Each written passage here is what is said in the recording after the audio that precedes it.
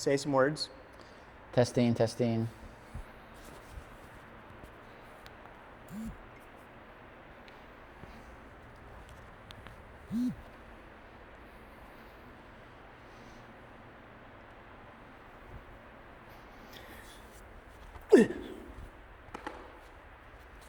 dang. Does this look good? Yeah. Are you ready? Oh, I'm Is it ready. recording? Are you nervous? It's recording. You know I like talking about my feelings. Yeah. All right. Do most people like talking about their feelings? No, I would say it depends. Like going back to like what we were talking about, like attachment. Like, I think a more anxiously attached person is because they're so attuned to everybody around them, right? So that would be me. Yeah. So it's very easy for you to talk about what's happening, right? The avoidant person is going to be like, no, feelings are like the last thing I'm ever going to do, which is most people, I would say. Really? Yeah, most people will tend to be. I don't want to categorize it, right? But like most men are avoidantly attached, because again, avoidant. It is rare. Like I've been told, my ability to tap into my emotions is for very sure. rare. Yeah. But that also, but again, like, not a negative thing, right? Like, it's why you're so good at storytelling. It's why you're so good at like being creative, right? But again, for most men, like the more freaking creative you are, or the more emotional you are, like it's going to be seen as like a negative, right? All right, so like, let's do this, because for people watching this, they're like, what the heck are we about to do? So I have a timer right now because I have to pick my wife up from the airport, and I would say like maybe 30 minutes. So we're gonna try to make sure we don't go over that. I have a timer that I'm looking at. But Bennett's been here all weekend because he's been helping me. He's been such a blessing to me, and like the work that I'm trying to put out. Because you guys have been seeing these long videos and they've not been good, but they've gotten progressively better because Bennett's been helping me. So the first one sucked. The second one was okay. This one is the best. It'll be the best. It's going to be good from here on out. But we've had great conversations all weekend. Yeah. So I want to kind of recap those conversations a little bit, and then I want you to fill in the blank, and then maybe we can sit around like a certain topic we've kind of been talking about all weekend. And I might say a few in whatever kind of sticks out for you. But we had a conversation, one just about like Bennett's story, right? Like you grew up, your dad's a pastor, right? You grew up with, your family being together. And from the outside looking in, you would say you had a pretty normal upbringing, right? A good upbringing. Yeah, a good upbringing, right? And which is beautiful, but what you tend to notice in our conversations is like there's a lot of like little details that have played out that have left you abandoned in a way to start to make sense of like, hey, why are these things happening to me, right? And again, when we talk about the word trauma, again, that's like probably the most triggering thing for people, because again, everybody's tendency, even if you've had big T trauma, is to say, I haven't had trauma, right? Or it's not that bad. But what we notice too about the small T trauma, about these parts of that we experience like emotional neglect, is sometimes those things happen indirectly, right? So trauma, again, is not just what happens to you, it's sometimes what doesn't happen, right? So it's like those moments that you're sharing about like, your mom commenting on her body, or like you noticing her being really stressed out, never really saying anything to you, but then you internalize all of that, and then you're left to try to make sense of it. Right, and then navigating things in college, and then relationships, and then and you can share this too, but just like what you have been, just battling with the identity of like who you are, and like in your body, what does that look like? So I don't know if you want to share any of that. Or... Yeah, I mean, I have been very candid with you. I think the number one driver for everything that I do in life is my fear of being insignificant, my fear that, I'll never amount to anything. I mean, right. as far back as I can remember, even just playing sports, right? Like I just wanted, like when I played football, I wanted to be the guy that laid someone out. I wanted, because I wanted the reaction. I wanted people to see me. I wanted to be the one that scored. I wanted to be the one that got all the attention. And I think that was the sin nature in me. But even now in what I do, a lot of my motivation is I understand that I do have the gift of leading by example in a lot of what I do, through my words, through my actions, through the way that I articulate. But I think the sin side of me sometimes leans, it's pride, right? But I sometimes fear that I won't amount to what I expect of myself. Right. And I think that also leads to the fear of abandonment and the fear of never being Good enough or loved. I mean, and that it bleeds into my relationships too, where the fear of, being alone. Maybe there's something flawed within me that, I haven't been in many relationships, but the ones that I have been in seem to crash and burn. Right. Whether or not I'm not one of those people that thinks it's one person's fault, but like whether or not it's my fault, whether or not it's the other person's fault, I would say that's the underlying theme. Yeah. Like just wanting to be seen, wanting to be heard. Be seen. Yeah. And we talked about this too, right? It's like what all of us need is to be seen, to be soothed, to feel secure, so that you can feel safe, right? Yeah. And one of the things that in our conversation the other night that I brought up is, I think I've told you this, but I have a hard time really expressing that to my parents. I'm a very open person.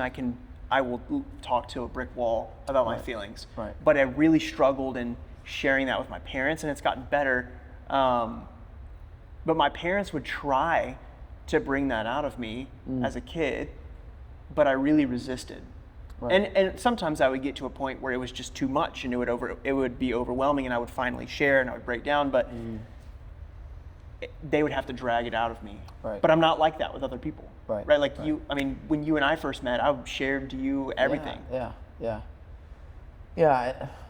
Maybe talk about, like, we talked about the idea of the capacity thing, right? What comes up for you when I say, how did you notice, or what did you notice about your parents' capacity towards your emotions?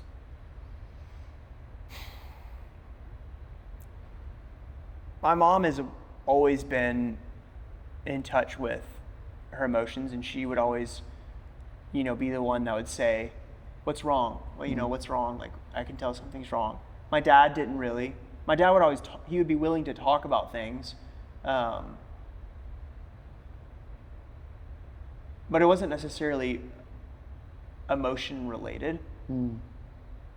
But my mom was always, like, if there was ever something emotional or something, like, even to this day, emotionally plaguing, I would always go to my mom. Right.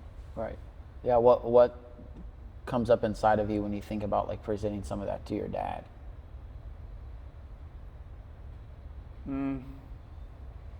Just this, like, ick feel. I don't know. Like, this feeling where it's like, oh, I don't want to talk about that with him.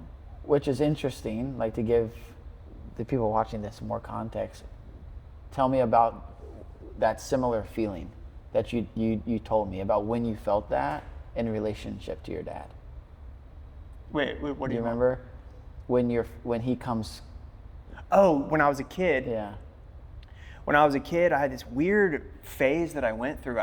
Looking back on it, I'm like, I don't know why I did this, but I was probably like, 5 or 6, maybe a little older. But my dad would, like, come and try to show emotion or affection towards me, like whether it was like kissing me goodnight or tucking me in or giving me a hug, and I would shrink away. And it was like this, almost like this power trip where I can remember my feeling where it was like, I'm not afraid to show emotion, but it was like, I didn't want to give him that emotional validation. And it was like this game that I played, almost, a really immature game. Right. So. Yeah.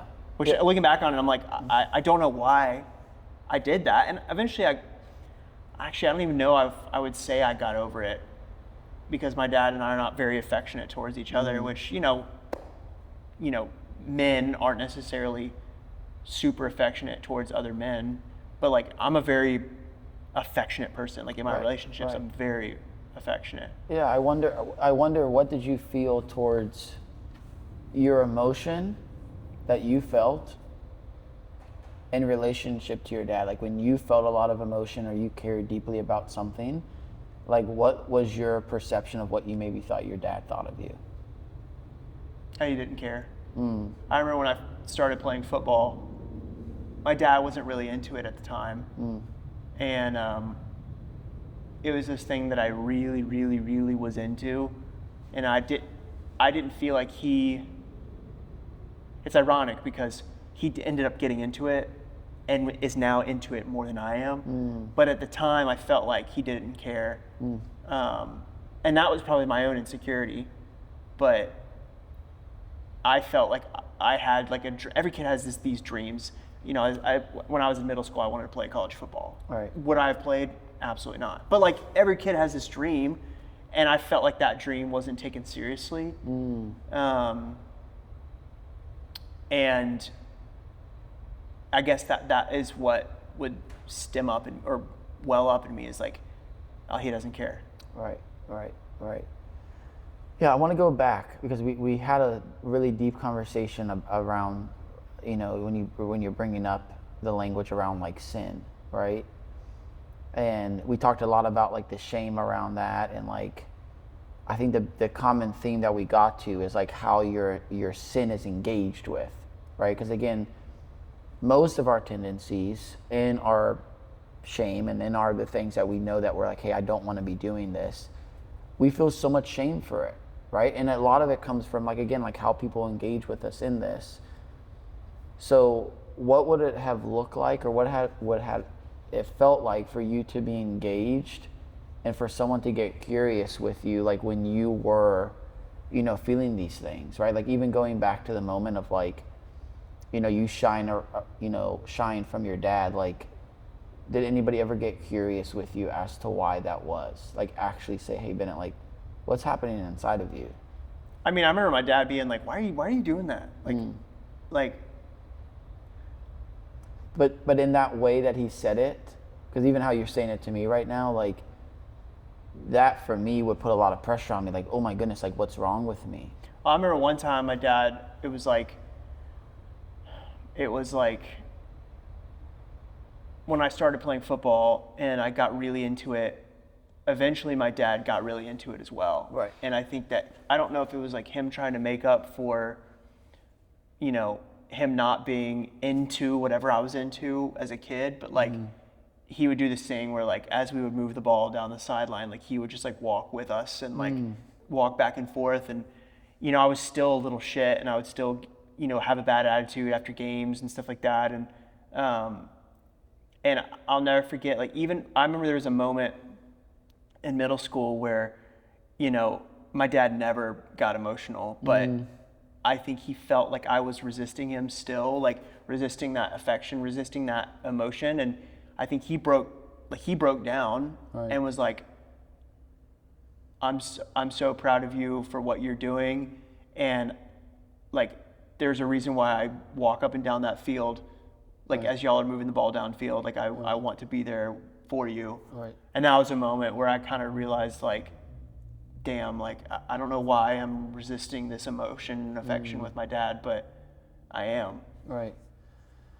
Yeah. Again, I want to go back to, and it's a word, you know, it's a word that you say often with you telling your stories, is that curiosity, right? And then tagging on to that is the kindness part, right? Because I think a lot of the times, like we will look at these moments and feel such immense shame that it will be really hard for us to get out of these behaviors, right? Because again, what we want to then look at is in your story is where were you going, right? Like, you know, your dad wasn't seeing you in the way that your body was desiring. So like, where did you notice you going in spite of that? And I don't mean location wise, I like mean like to soothe yourself or to find safety. I think validation from others, and I think I expressed it in being a rebellious kid. Like I wanted the attention from, I guess I always say negative attention is still attention, but I wanted people in my environment to like me and wanted them to think I was badass, and I wanted them to think I was like the shit. So whether that meant acting up in class, being defiant to the teacher, or being the most violent on the PE field. I remember I would always get in trouble for just like trucking kids, like, and just being a menace. Right. So I think I kind of brought it out in that way. I always had this inner desire that I wasn't manly enough, and that I wanted to like prove my masculinity by acting tough. Right. Yeah, and then again, yeah, that's good. So I wonder, like, who told you that you weren't enough? Like, where did you learn that from? I don't know. I don't know. Yeah, because it just feels like you were trying to prove to somebody that you were enough. Like you were man enough.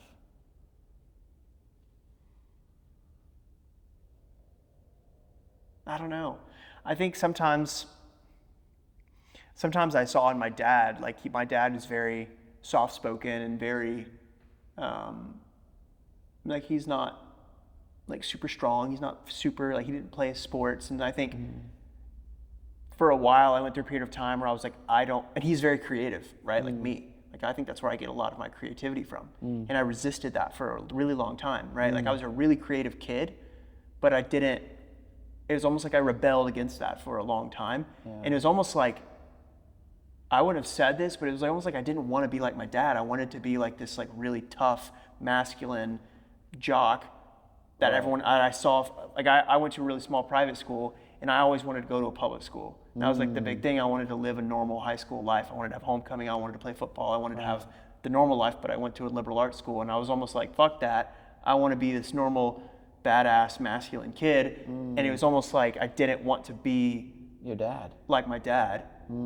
But looking back on that, I really now respect my dad and see a lot of good qualities in him. Yeah. What comes up for you though when you say that out loud, right? Because that to me is putting puzzle pieces together, right? Of like, what was your dad's image in society that then triggered you to say, I don't want to be like that?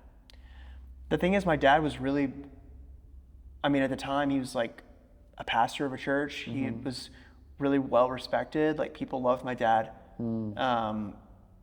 People respected him. And so I don't know why I thought that. Did you ever feel like the side that your dad showed to everybody else wasn't the side that he showed to you? I mean, my dad definitely, well, he'd admit this too, definitely had, some anger. He had a temper, was never abusive or never like, but I mean, he was definitely, he wouldn't show that, in public, but right. I definitely saw that. Yeah. I mean, do you feel, we don't have to go here if you don't want to, but do you feel comfortable to share like what we were talking about in relationship to your dad and you, like when you, and how he would discipline you?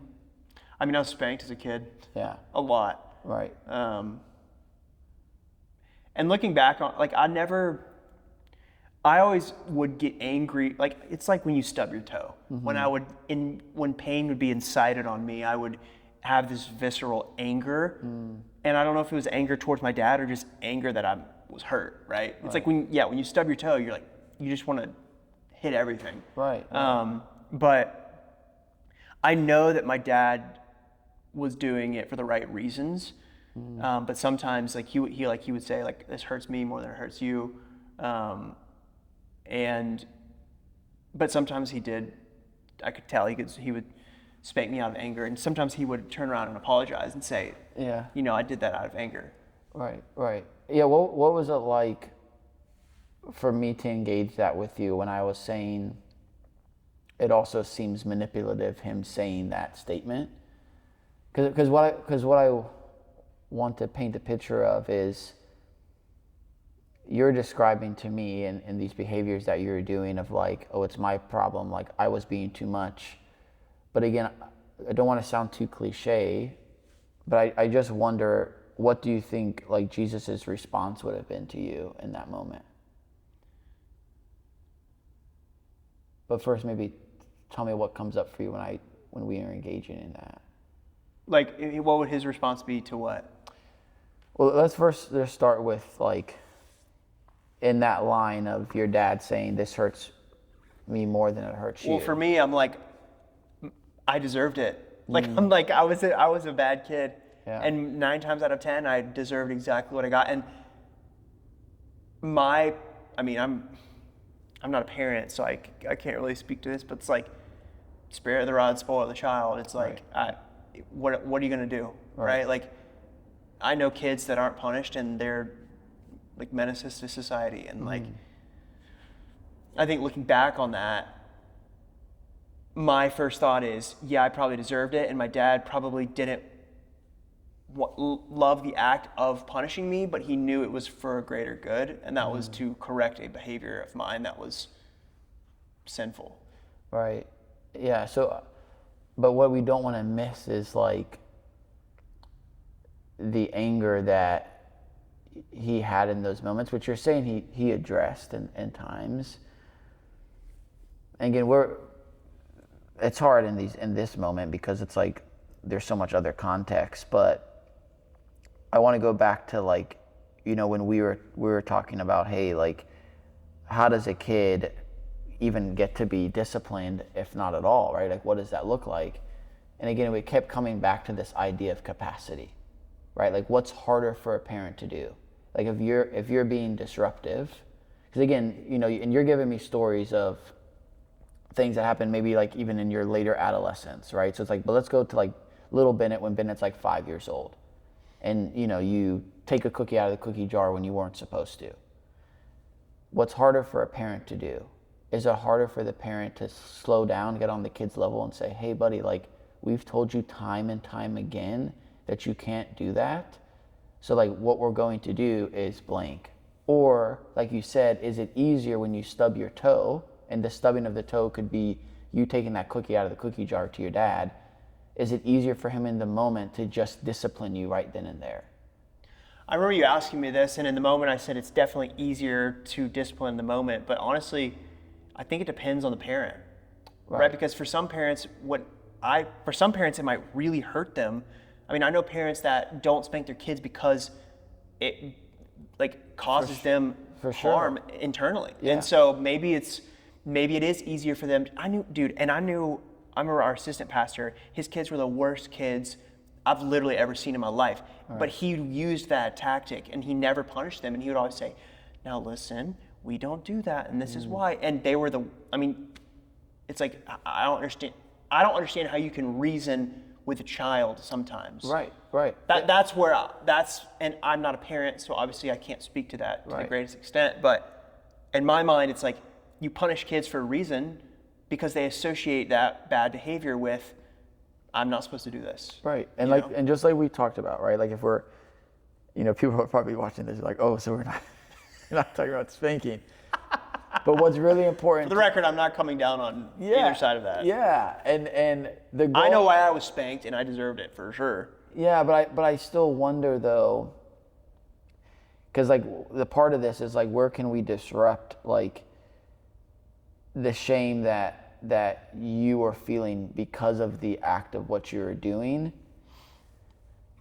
and again, not someone, because again, like, let's just invite Jesus into this moment, right? Because I think that's the best thing to do.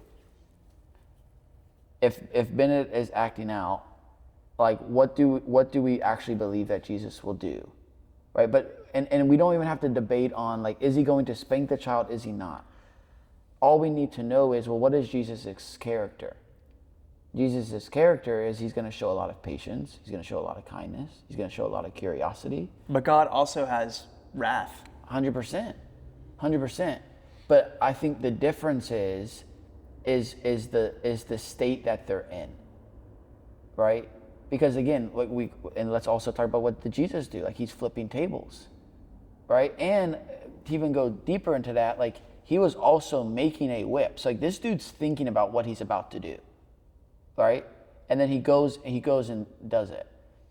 But our initial reaction as humans are going to do things without thinking about it. And what's so important is in those moments of not thinking about doing something, if we never come back to repair those moments, that's what can be super detrimental to you, right? Because again, let's say in the spanking, you notice your dad was very angry, right? And in that, you felt like, my goodness, like, does he actually like not like me in this moment? Again, let's just say you're having all of these thoughts and questions, right? And then he comes back after and he said, yeah, maybe he says, I'm sorry for being angry. But then did anybody engage with, hey, what was happening to you inside your head as I was spanking you? Like, did you start to believe that like, I don't like you, or like I'm actually really mad at you? Because one, I shouldn't have been that angry as I was spanking you. That's on dad. But I don't want you to think, Bennett, that like I don't want to engage with you. Right? Like, what comes up for you when I say that? I mean, I definitely remember my parents being pretty. My mom didn't spank me that much, but I definitely remember my dad being pretty honest, and I don't remember any instances specifically where he asked me something like that, but he was definitely aware of the, because I mean, I was a rebellious kid, so I show him anger right back. Right.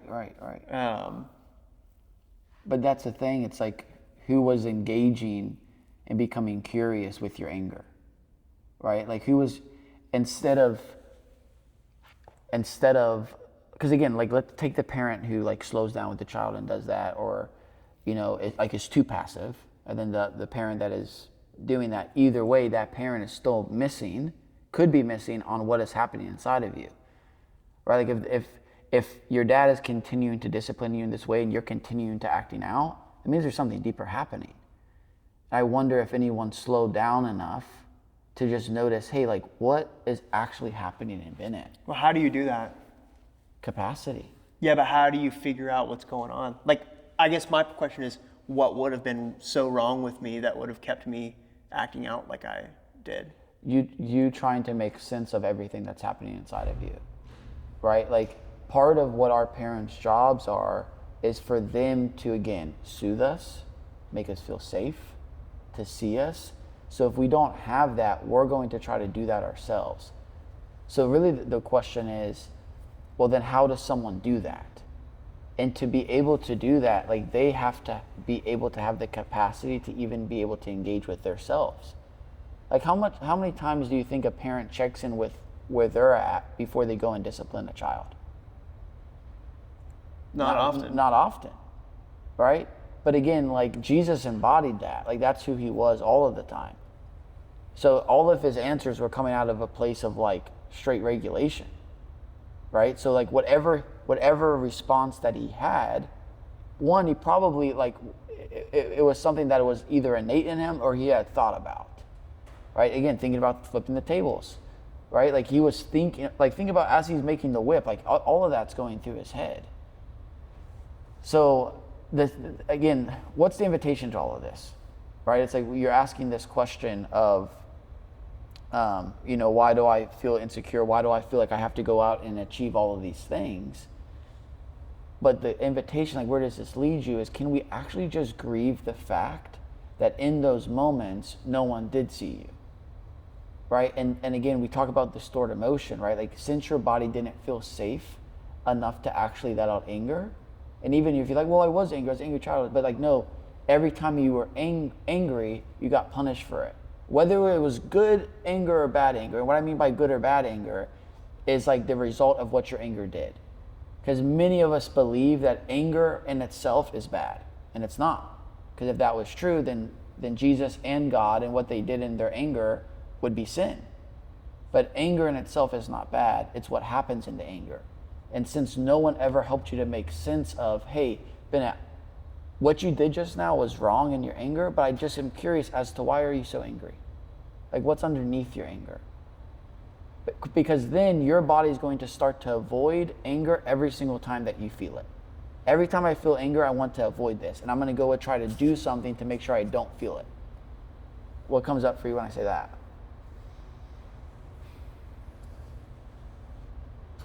I don't know. I just feel like I never got that, you know? What does that make you feel like to say that out loud?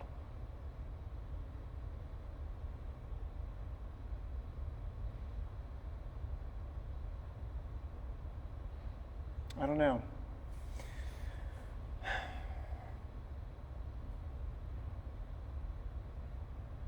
I guess it doesn't make me feel as seen as I thought I was. You know?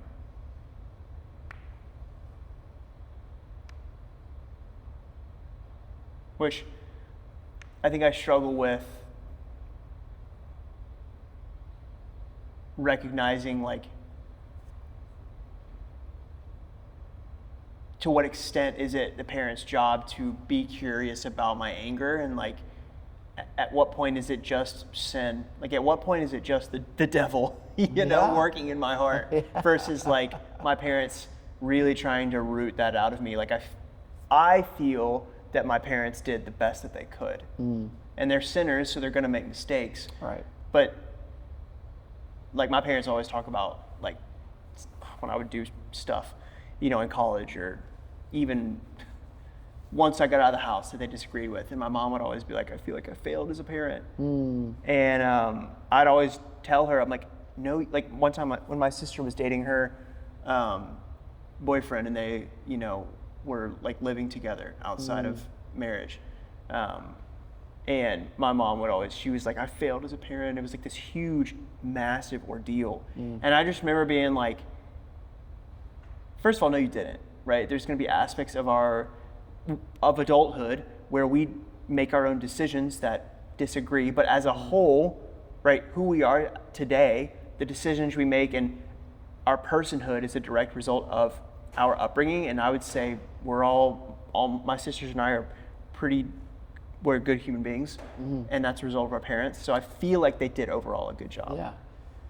I love this because what you're doing right here is holding the beauty in the brokenness, right? And again, the tendency even in the saying, because most people say that my parents did the best that they could, right? That's just holding the beauty and dismissing a lot of what the brokenness and the reality is. So what we have to look back to is say, okay, well, what did God intend for us, right? And God intended for us before sin to look to our parents in a way that they will give us everything that we need.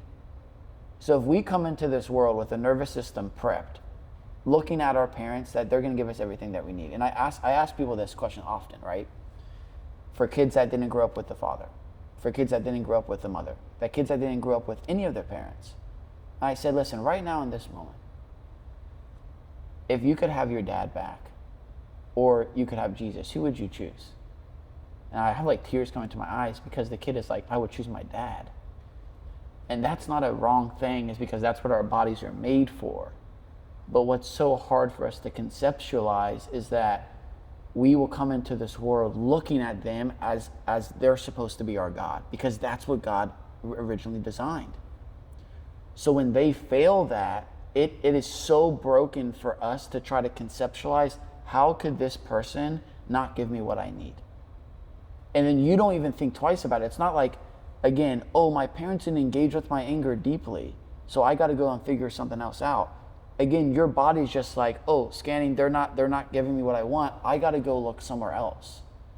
And that's why our bodies will choose what we call, again, the shalom, right? Like we come into this world longing for shalom, right? We're made for shalom. And then because of trauma and sin, you can input whatever you want in there. That is shattered. But then we will then go look, just like everybody did coming out of Egypt. They will make idols. They will look back to Egypt. They will consistently look back to the things that they think are going to bring them shalom again.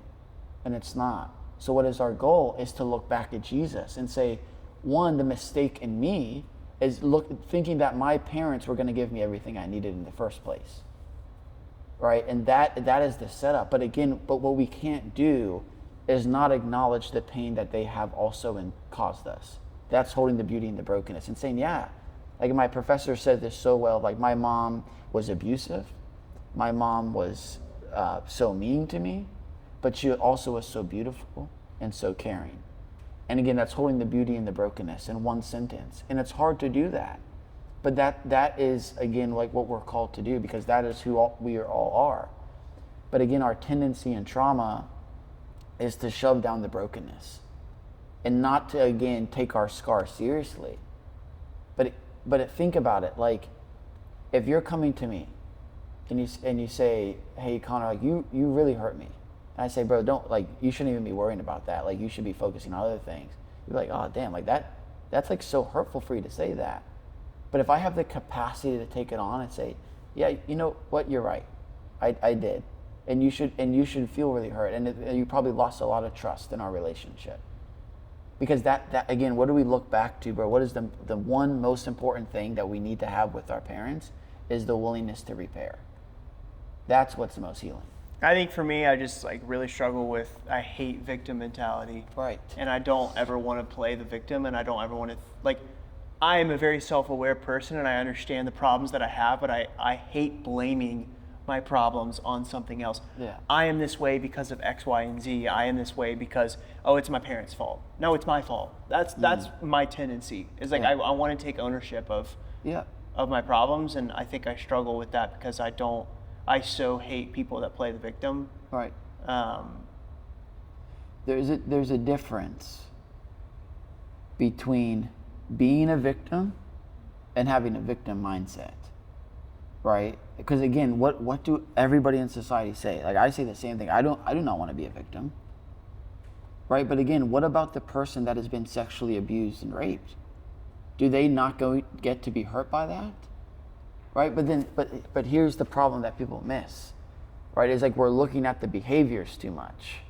The behaviors, yes, it's because you're playing victim mindset and you're not willing, talk about that ownership part, you're not willing to engage in these hard parts, right? The hard parts of your story, the hard parts of like, man, like, think about how introspective you went there for a minute that I noticed, of like, when I named for you that, like, yeah, they didn't engage with your anger. Like, that should break your heart. Like, they didn't see you in that moment. But that's not to say, oh my goodness, like, man, I freaking hate my parents and they screwed me up. It's like, no, I got really hurt in that moment and I needed good care. In that moment, I really did need good care. And it grieves my body to know that I didn't get to express what I needed to express. Because that's where you got to take ownership and say, now I'm going to allow myself to, when I feel anger, I'm going to allow myself to feel it in a healthy way. I feel like I do feel feelings though. Like I allow myself to feel, and I don't, like, I'm not one of those people that shoves down my emotions. Like, when I feel a feeling, I'm gonna feel it. Right.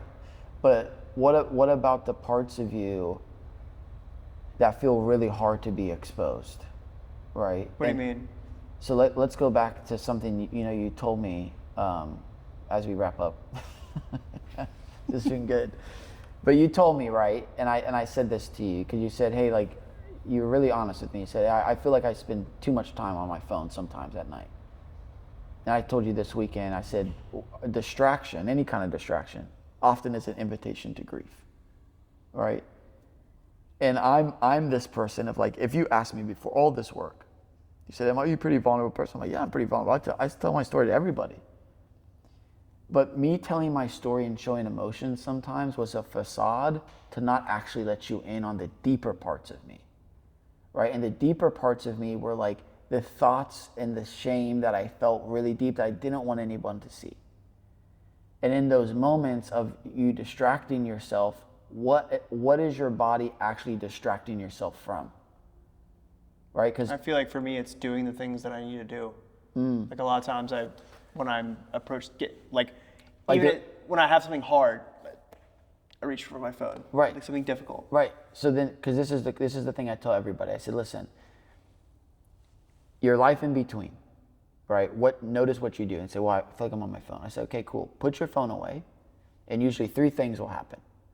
Either your mind's gonna race, and usually with what's racing is a long to-do list of things you have to do, right? Or 3, you might end up falling asleep because that's the first time you're allowing your body to just rest.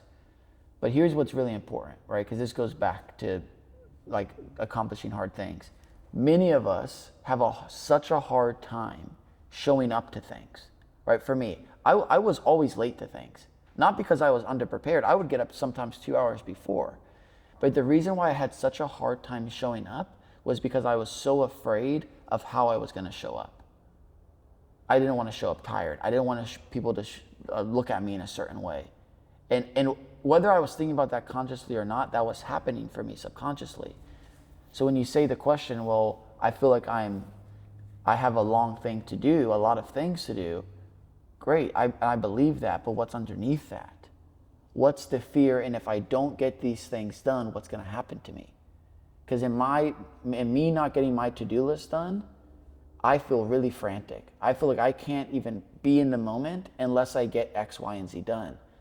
Again, what's underneath that? What's the lie that your nervous system has told you of like, hey, we have to get these things done to find love, to be soothed? So what do you feel like is underneath the to-do list for you? The feeling of potentially being insignificant.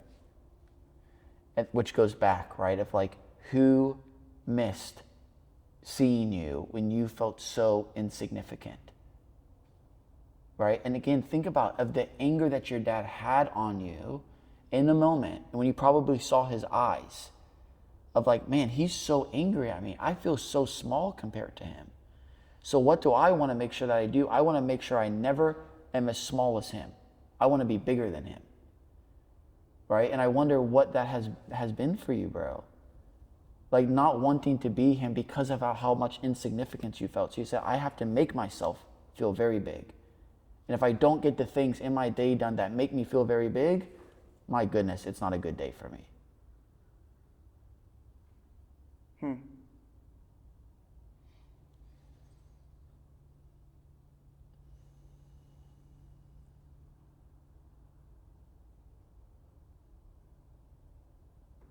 Still struggle, and I still struggle with like, I think it's denial. I'm sure a lot of your clients struggle with that, but I struggle with it. I think there's denial that's like, it really wasn't that bad. Like it's not that deep. Right, because what did we talk about? What we talked about all this weekend is so that you don't get to feel the significance of it. Right, because our friends that we know that have endured significant trauma, they'll say, it wasn't that big of a deal. It wasn't that big of a deal? That was huge.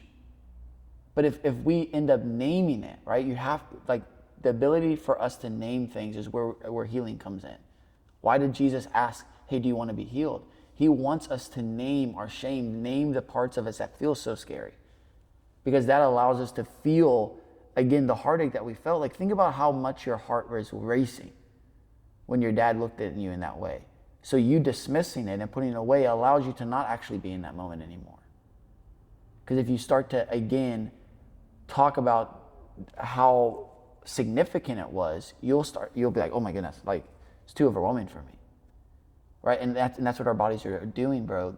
The majority of us are so dissociative in our day. That's why we don't remember things. Like, I don't even remember my childhood. I don't even remember these details. Yeah, because in your childhood, you weren't in the present. You were somewhere else. And that was your body's way of protecting you. And that's why trauma is so fragmenting.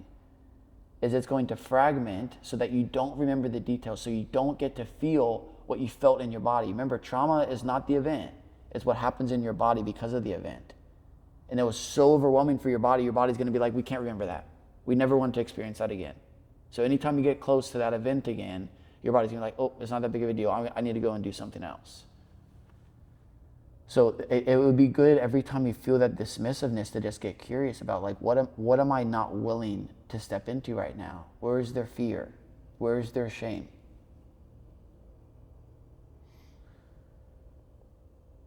It's good stuff. Yeah, it's good. You know I love this. Yeah, I love you. Final thought as we close. I think it's important to recognize the faults in our parents while still recognizing the good. Yeah. And I think sometimes in recognizing the faults, I feel as if I'm not recognizing the good. Mm-hmm. Because we are sinful, we're flawed by nature. And so sometimes I struggle to, not that I think my parents are perfect, but I want to blame it on it is sin. Sin is to blame, but I almost want to use that as an excuse. Right. And here's the truth, Bennett. Right, when we look at grief, there's a great book, if you guys are listening to this.